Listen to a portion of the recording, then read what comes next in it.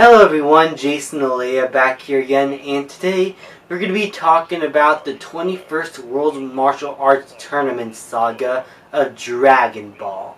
In this saga, Goku and Krillin befriend one another and train under Master Roshi. And once they're able to finish their training, they're able to head on over to the World Martial Arts Tournament to compete against some of the strongest fighters in the world. I enjoyed the first saga, the Emperor Pilaf saga. That is a whole lot of fun. But it felt like Dragon Ball was trying to find its footing a little bit. And here, Dragon Ball was able to find it and give us a fantastic saga with epic fight sequences, a lot of fun and funny moments of the characters bantering and interacting with one another, and just a sense of scale that the previous saga was only able to hint towards by its end. The fight sequences here are epic, intense, but all around fun.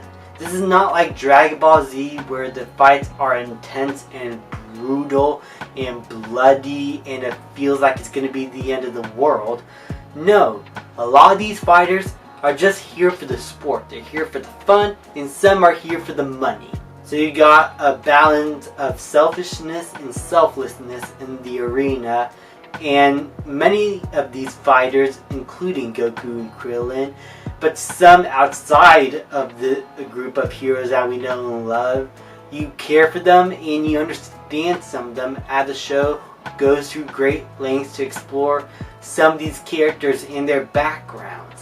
And it makes the tournament feel like it has stakes to it other than just Goku and Krillin beating up a bunch of randos that they just come across. And that's what I love about this tournament saga, is that I was able to care for everyone that is on the ring. Well, at least mostly everyone. There's some jackasses in there that I don't really care for or want to see win, but I'm pretty sure the show is obvious about that. It makes you want to feel that. So it's not like an actual problem I have with it.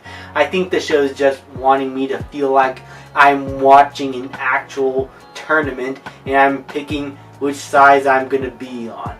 And I did, and I had a whole lot of fun watching it. Some of the other characters that are new or old are fun. Bulma and the gang from before are all fun to watch, though they don't get as much to do here as before. Yamcha, who is competing in the tournament, is so much fun to hang around with and is a chill dude here. Krillin, who is a new character in this saga, is so likable, and I love how his friendship with Goku starts as a bit of a rivalry and then he grows to slowly respect and care for Goku as his best friend.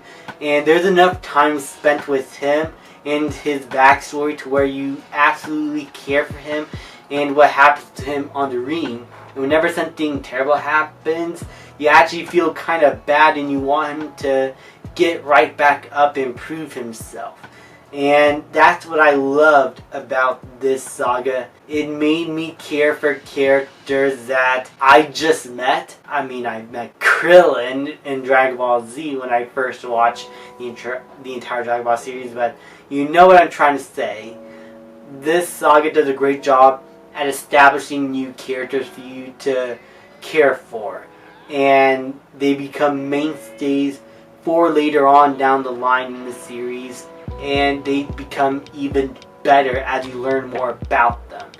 But Krillin here is just that kind of character where you absolutely love to cheer and root for him.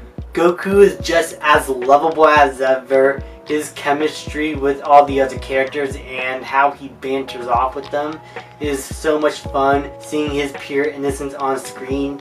He doesn't really change much in terms of character or attitude, but he inflicts a lot of positive change in the people around him, like Master Roshi or Krillin or Bulma or some of the other tournament competitors here. They get changed in a positive way with their time spent with Goku on the ring. And I love that about this character, how he's able to inflict such positive change in the story despite him not being able to change much. This is the kind of character that, despite being a blank slate, is still able to be so likable and you want to root for him in every step of the way.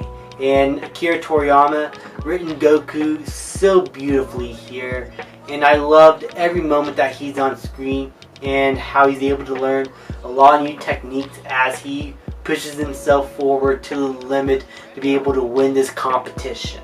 All in all, this saga is much better than the previous one, which I did enjoy, but this felt like Dragon Ball has finally found its footing in what it wants to be. The story was able to progress forward and bring out a lot of positive changes to the story and its characters. It is beautifully animated. Yeah, some of the background characters are not really moving at all, but this is 1986. Give these showrunners and animators a break, okay? They're working with the best they got back then, and to be honest, this animation for what's able to bring is still absolutely fantastic, and I absolutely love the way the fight sequences are portrayed here.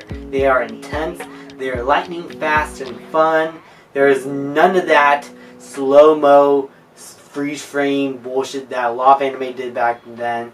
These are fully animated fight sequences that feel intense. They have a bit of punches to the way they're animated, like you could feel the intensity on screen, and it is just amazing to witness. All in all, this is a really fun saga that I highly recommend, and I'm going to give Dragon Ball the 21st World Martial Arts Tournament Saga an A. Thank you guys so much for watching. Please like, subscribe, comment, and I'll see you guys next time.